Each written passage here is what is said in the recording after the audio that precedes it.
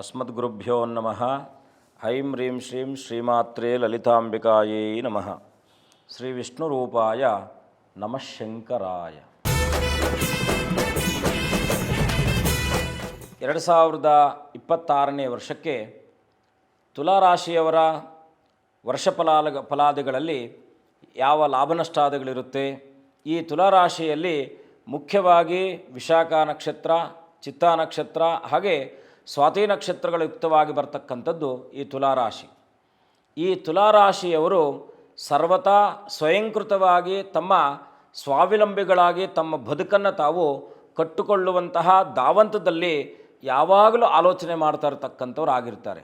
ಪ್ರತಿಯೊಂದು ಕ್ಷಣವೂ ಕೂಡ ನಾನೇ, ನನಗೋಸ್ಕರ, ನನ್ನದು ಅಂತಕ್ಕಂಥ ಭಾವನೆಯಿಂದ ತಾವು ನಮ್ಮ ಬದುಕು ಎಂದಿಗೂ ಕೂಡ ಯಾರೊಟ್ಟಿಗೂ ಕೂಡ ಹೊಂದಾಣಿಕೆ ಮಾಡಿಕೊಳ್ಳದ ಹಾಗೆ ತಮ್ಮ ಸ್ವಸಾಮರ್ಥ್ಯದಿಂದ ಬದುಕನ್ನು ಕಟ್ಟಿಕೊಳ್ಳುವಂತಹ ವ್ಯಕ್ತಿಗಳು ಈ ತುಲಾರಾಶಿಯವರಾಗಿರ್ತಾರೆ.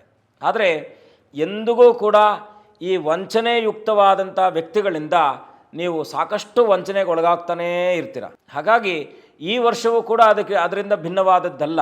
ಕಾರಣ ಏನಪ್ಪ ಅಂದರೆ, ಅತ್ಯಂತ ಶ್ರೇಷ್ಠಪ್ರದವಾಗಿರ್ತಕ್ಕಂಥ ಲಾಭಭಾವದಲ್ಲಿ ಕೇತು ಕೂತ್ಕೊಂಡಿರೋದ್ರಿಂದ ನಿಮ್ಮ ಲಾಭ ನಷ್ಟಾದಿಗಳಲ್ಲಿ ಲೆಕ್ಕಾಚಾರಗಳು ಅತ್ಯಂತ ಪ್ರಮುಖವಾಗಿ ಪಾತ್ರವನ್ನು ವಹಿಸುತ್ತೆ.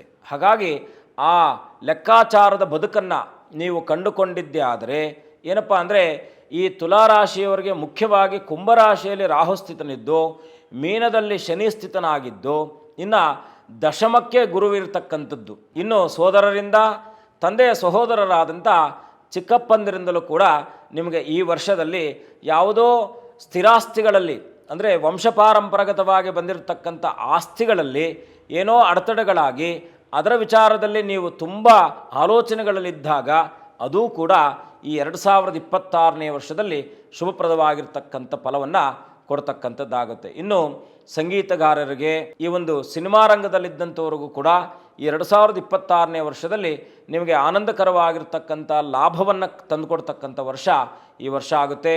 ಆದರೆ ಆರೋಗ್ಯಕ್ಕೆ ಸಂಬಂಧಪಟ್ಟಿರ್ತಕ್ಕಂಥದ್ದು, ಹೊಟ್ಟೆ ಉದರ ಸಂಬಂಧಿತವಾದಂಥ ಕಣ್ಣಿಗೆ ಸಂಬಂಧಪಟ್ಟಿರ್ತಕ್ಕಂಥದ್ದು, ಈ ಥರ ಸೂಕ್ಷ್ಮ ವಿಚಾರಾದಿಗಳನ್ನು ಸ್ವಲ್ಪ ಗಮನವಿಟ್ಟು ಅದರೊಟ್ಟಿಗೆ ಲಕ್ಷ್ಯ ವಹಿಸಿದ್ದೆ ಆದರೆ ಬೇರೆ ಯಾವ ಸಮಸ್ಯೆಗಳು ಇಲ್ಲದ ಹಾಗೆ ಈ ತುಲಾರಾಶಿಯವರು ಈ 26ನೇ ವರ್ಷವನ್ನು ಕಳೀತಕ್ಕಂಥವ್ರಾಗ್ತೀರಾ. ಆದರೆ ಸರ್ವತಾ ಎಚ್ಚರ ವಹಿಸಬೇಕಾಗಿರ್ತಕ್ಕಂಥದ್ದು ಜೂಜು ಅಂತಕ್ಕಂಥ ಆ ಮೋಸದ ಆಟದಿಂದ, ಆನ್ಲೈನ್ ಗೇಮ್ಸ್ ಅಂತಕ್ಕಂಥದ್ದು, ಪೌರಕಾರ್ಮಿಕರಿಗೆ ಶುಭದಾಯಕವಾಗಿರ್ತಕ್ಕಂಥದ್ದು, ರೈತರಿಗೆ ಶುಭವಾಗ್ತಕ್ಕಂಥದ್ದು ಈ ವರ್ಷ. ಅದರಲ್ಲೂ ಕೂಡ ತುಲಾರಾಶಿಗೆ 11ನೇ ಭಾವದಲ್ಲಿ ಕೇತು ಇರೋದರಿಂದ ಅತ್ಯಂತ ಈ ಟೀಚರ್ಸ್ಗೆ ಮತ್ತು ಬೋಧಕ ವರ್ಗದವರಿಗೆ ಅತ್ಯಂತ ಶುಭದಾಯಕವಾಗಿರ್ತಕ್ಕಂಥದ್ದಿರುತ್ತೆ.